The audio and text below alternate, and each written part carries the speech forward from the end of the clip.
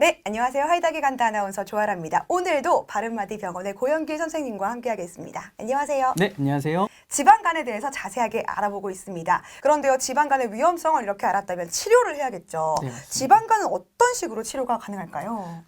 이 간에 스트레스를 줄 수 있는 원인을 제거하고 치료하는 것이 바로 치료법입니다. 즉, 알코올성 지방간은 술이 원인이기 때문에 술을 끊는 것이 무엇보다 중요하겠고요. 특히 알코올에 의한 지방간의 경우는 초기일 때는 술 끊는 것만으로도 금방 정상의 간으로 돌아오거든요. 그래서 술을 끊는 것이 매우 중요하겠습니다. 여러분도 이 방송을 보고 계신 이 순간부터 딱 술을 끊어보시죠. 근데 그게 어렵잖아요. 어떻게 끊게 될까요? 맞습니다. 그게 이제 어려운 이유 중에 솔직히 하나가 바로 우리의 문화 때문인데요. 대부분 환자들이 술을 못 끊으면 개인의 의지 부족으로 치부해버리는 경우가 되게 많습니다. 하지만 우리나라와 같이 음주 문화가 보편화되어 있는 상황에서는 환자 개인의 노력도 중요하지만 옆에 있는 친구들이나 가족들이나 직장 동료들도 협조가 매우 중요하다고 할 수 있겠습니다. 그래서 널리 내가 지방간을 가지고 있다 이렇게 알리는 것도 중요한 것 같아요. 그럼요. 네, 그럼요. 이렇게 알코올성 지방간은 술을 끊으면 되지만 네. 그럼 비알코올성 지방간은 어떻게 치료를 할까요? 네, 비알코올성 지방간도 원인을 해결하게 하면 되는데요. 그 원인은 저번 시간에 말씀드렸던 것처럼 대표적으로 비만, 당뇨, 고지혈증 같은 것들이 있는데요. 바로 이 세 가지를 관리하거나 치료하면 지방간을 치료할 수 있습니다. 대부분의 비알코올성 지방간 환자는 과체중 혹은 비만을 동반하는 경우가 많습니다. 따라서 식이 조절, 운동요법, 이와 같은 생활 습관을 교정하는 것이 중요하고요. 그러면 식이요법은 어떻게 하느냐? 매끼 식사를 거르지 않는 것이 중요하고요. 과식을 피하고 균형 잡힌 식사를 하시는 것이 중요하십니다.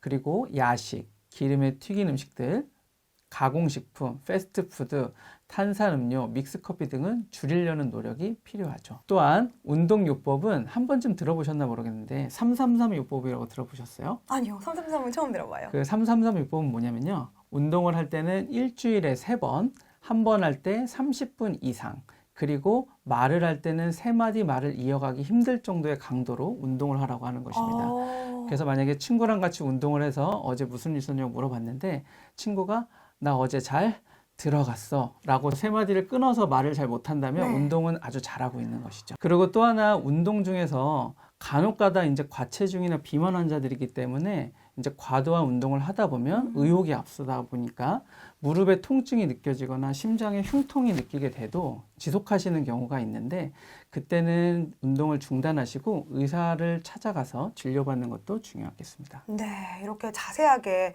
비알코올성 지방간도 관리하는 방법을 알려주셨습니다.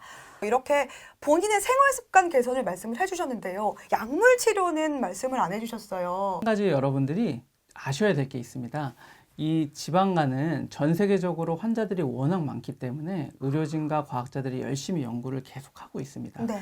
그래서 단기간 치료했을 때 부분적인 효과가 있는 약물들은 몇몇 입증돼서 유통되고 있지만 아직까지 장기적으로 복용했을 때 치료 효과나 안정성이 보장된 지방간 치료제는 없습니다. 아, 그래요? 네, 그래서 현재로서는 앞에서 말씀드린 대로 금주하고 운동과 식이 조절을 하고 당뇨 고지혈증과 같은 원인 질환을 관리하는 법이 근본적인 치료법이라고 하겠으니 약을 너무 생각하지 마시고 열심히 오늘부터 노력해 보시기 바랍니다. 네. 그럼 선생님 마지막으로 하실 말씀 있으실까요?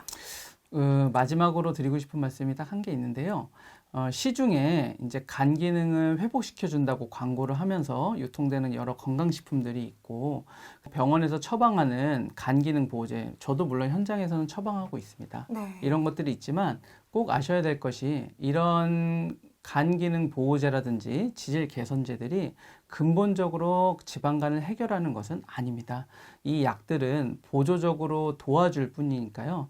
지금 현재 간장약을 먹고 있으니까 지방간이 완치될 거다. 아예 씻은 듯이 없어질 거라는 맹신은 하지 않는 것이 바람직합니다. 네. 그리고 제일 걱정되는 것이 과학적으로 검증되지 않은 민간요법이나 농축된 즙, 환이나 이런 거를 많이들 주변에서 권해주시고 복용하고 있는데 이런 것들을 장기간 복용하게 됐을 때는 오히려 간 기능을 악화시키고 독성 간염이나 급성 간 부정 등과 같이 일부에서는 심하게 간 이식까지 가는 안타까운 환자들을 보기도 합니다. 네.